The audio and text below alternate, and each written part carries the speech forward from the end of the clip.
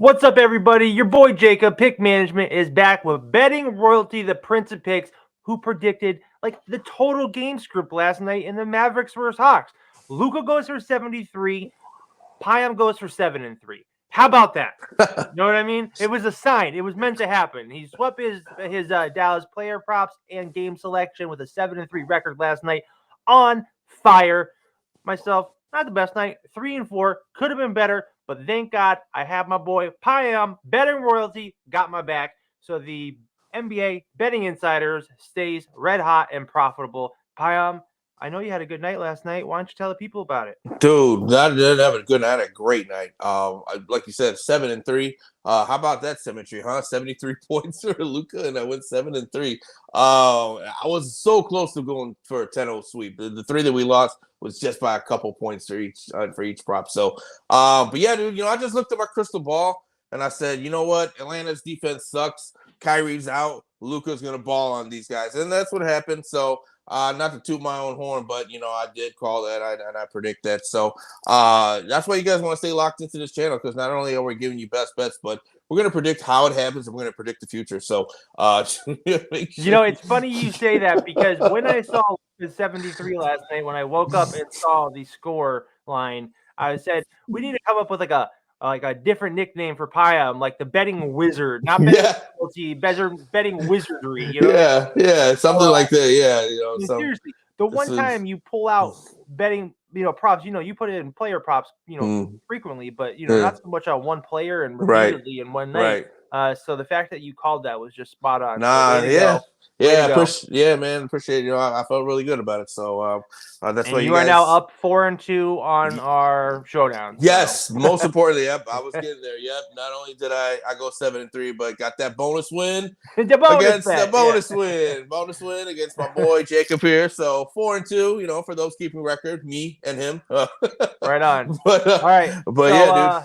Yeah, we are going to dig into today's best bets. With kind of a light slate from the two of us, because we're just covering the later games, I believe. So, Payam, why don't you dig in and give some people some more winners? Yes, sir. All right. So first up, we're gonna go where the Utah Jazz are gonna be traveling to Charlotte to take on the Charlotte Hornets. For this one, I'm gonna take Jazz team total over 122.5. That's at minus 125.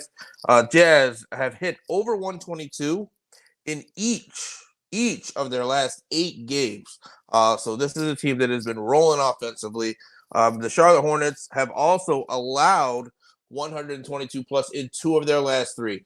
So the trends here suggest that the Jazz should get over 122. Not to mention Charlotte is one of the worst defensive teams in the league, bottom 5. So I like the Jazz here big. Charlotte is obviously tanking hard. I think they're probably going to get rid of more pieces, and they're most likely going to look to rebuild. I don't think they're done moving players yet. So they're in a full rebuild. I like the Jazz here a lot. 122.5. Team total over. Do you have anything for this one? Yeah, I'm on the same exact thing here. Cool. Yeah, I really like the Jazz to put up a beating on the Charlotte team. I'm probably going to take some points here. It's going to have to buy it down just because of what it's at currently. I think it's at 11 at this point. It's a little high. 10.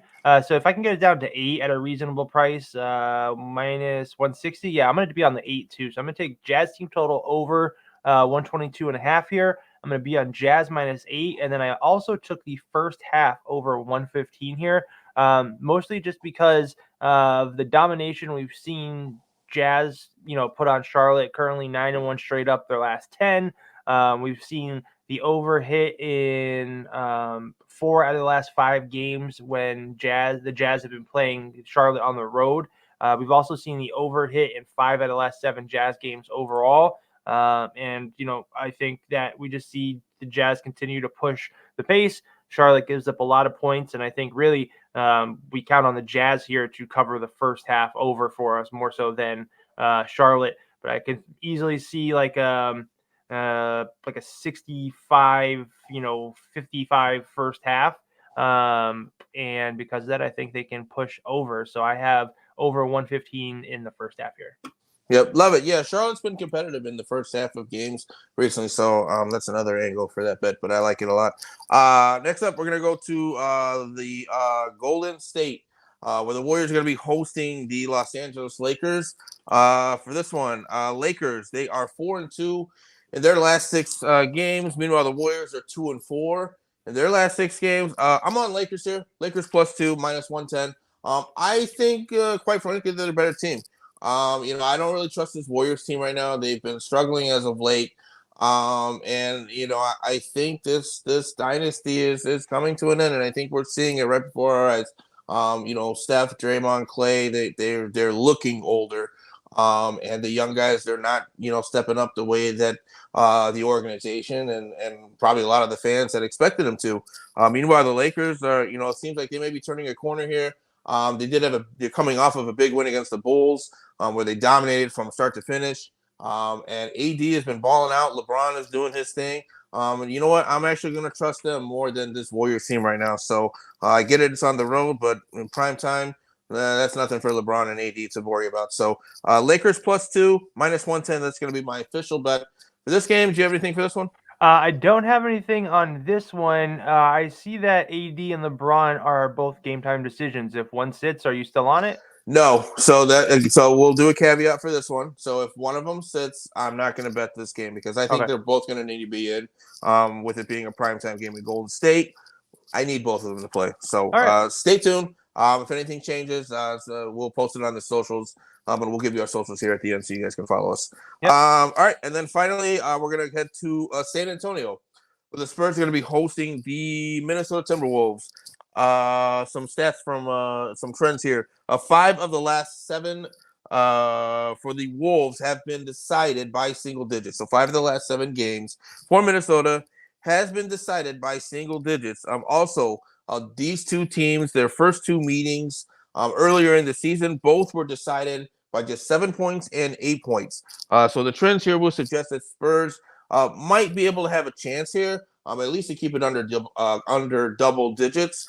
Or keep it within 10, we'll say. So I'm going to take Spurs +10.5 at -110. I think with them being at home, they're coming off a big win over over Portland. I think, there might be a backdoor cover here. Maybe Minnesota gets up by 15 or so, but, sit some guys, later in the fourth. Maybe the Spurs get a backdoor here. But, the trends here are suggesting that, Spurs can at least keep it, under 10 points. So that's going to be my bet for this one, and that's going to do it for me for tonight. All right. For this game, I am actually going to be on the T-Wolves team total over 119.5. We've seen that when the Spurs lose recently, they have given up a number of points. Their totals are like in the 130s, high 120s. I get Minnesota as a defensive-minded team and really have not eclipsed this total, and they've only passed this total in 1 out of their last 4 games. And they were playing some bad teams, but I think San Antonio defensively is just slacking here, even at home. And we've seen the over hit in 15 out of the last 21 games. Sorry. 15 out of the last 21 games at home have gone over for San Antonio. So we've seen a little bit of a run there.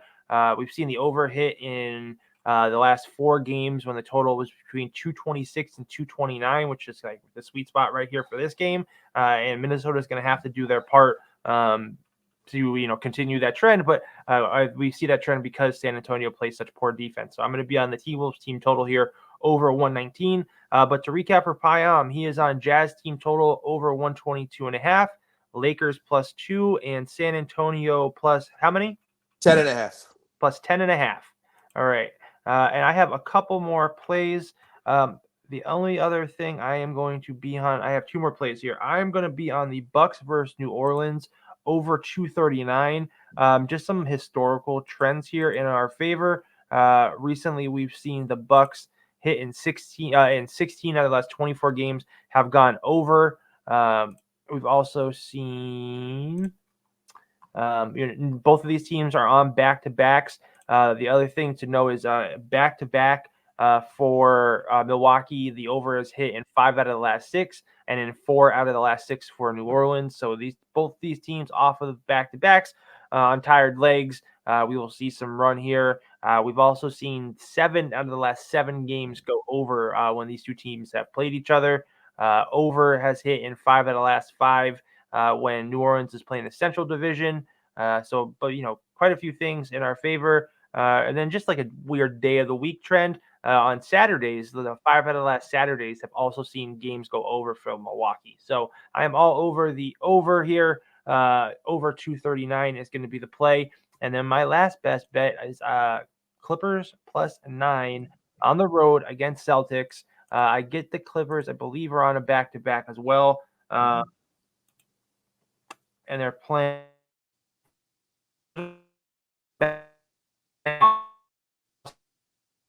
rest, but was on the road against Miami the day before that, a game which they blew Miami out. But Boston has been on the road the last 3 games. It's their first game back. So sometimes you see teams, I don't have the exact trend for it, but, off a long road trip, the Clippers have been on the winner of 4 out of 5. Took down a couple teams like and I did it on the road. The best team in the West right now, I think is just too much. It's not like anyone's sitting here. If anything, the Clippers might see Porzingis sit, and because of that, I'm taking 9 points here. I got it at -155. I bought it up just for a little insurance, just because the fact that this line is already at 7 worries me. That the books are begging you to take the Clippers here, but I'll bite. I'll take the Clippers, and I'll buy it up just in case the books are trying to trap us here. To review for myself, I'm on. Actually, I had a play on Philly that I'm not going to give out. If you want my play on Philly, you got to go join the Pick Management Discord and follow me on all socials at Pick Management and Payam at Prince of Picks 10. I have a bonus play for you. But I currently have over 115 in the first half for the Jazz for Charlotte. I am on the Jazz team total over 122.5. I'm on Jazz -8, Bucks Pelicans over 239, Clippers +9, and T-Wolves team total over 119.5. Payam is on Jazz team total over 122.5, Lakers +2, and San Antonio +10.5. Payam, let the people know where they can follow you. Yes, sir. You guys can follow me on X and on TikTok. Both of them at Prince of Picks 10. Right on. I am Jacob at Pick Management across all socials. Make sure to hit that subscribe button right here on the Pick Management Podcast Network. You'll be able to find me starting this week on the Ball is Life Betting Podcast. And then also during the week on the Driving the Line Podcast with John Coachman and Alan Bell. I am all over the place. The Pick Management Podcast Network and the NBA Betting Insiders is blowing up. So make sure you hit that subscribe to never miss a thing. This has been the NBA Betting Insiders. We will see you later. It's all mathematics. Mighty most definitely. It's simple mathematics.